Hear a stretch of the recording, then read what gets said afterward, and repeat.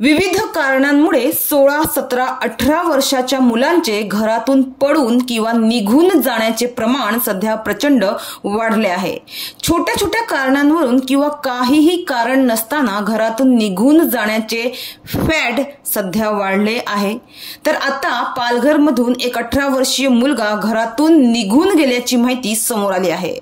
आयुष ध्रुवांस हा 18 वर्षीय मुलगा 3 एप्रिल पासून बेपत्ता झालाय। माहितीनुसार 3 एप्रिल रोजी गुरुवारी रात्री 8 वाजेच्या दरम्यान आयुष हा बाहेरून घरी आला आणि त्याने सांगितलं की मित्राला बुक देऊन येतो। तेव्हा त्याच्या वडिलांनी त्याला सांगितलं की अगोदर जेवून घे नंतर जा, मात्र तो बोलला नाही, अगोदर मी बुक मित्राला देऊन येतो आणि मग येऊन जेवतो असे बोलून तो बुक ठेवलेली बॅग घेऊन घरातून निघून गेला। मात्र रात्री उशिरापर्यंत त्याच्या कुटुंबियांनी त्याची वाट पाहिली, मात्र तो त्या दिवशी घरी पुन्हा आलाच नाही। तर आजपर्यंत तो घरी परतलाच नाही।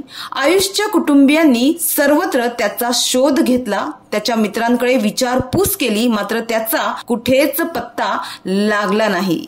तर आयुषच्या कुटुंबियांनी पालघर पोलीस ठाण्यात त्याच्या मिसिंगची तक्रार दाखल केली आहे। आयुषच्या घरी त्याचे आई वडील, त्याचा मोठा भाऊ असा परिवार आहे। मात्र अचानकच त्याच्या अशा जाण्याने म्हणा अथवा तो अशा प्रकारे बेपत्ता झाल्याने त्याचे कुटुंबीय चिंतित असून आयुष कुणालाही कुठेही दिसून आला तर त्यांनी पालघर पोलीस ठाण्यात किंवा 7551918234 अथवा 9730255742 या नंबरांवर संपर्क साधावे असे आवाहन करण्यात आले आहे।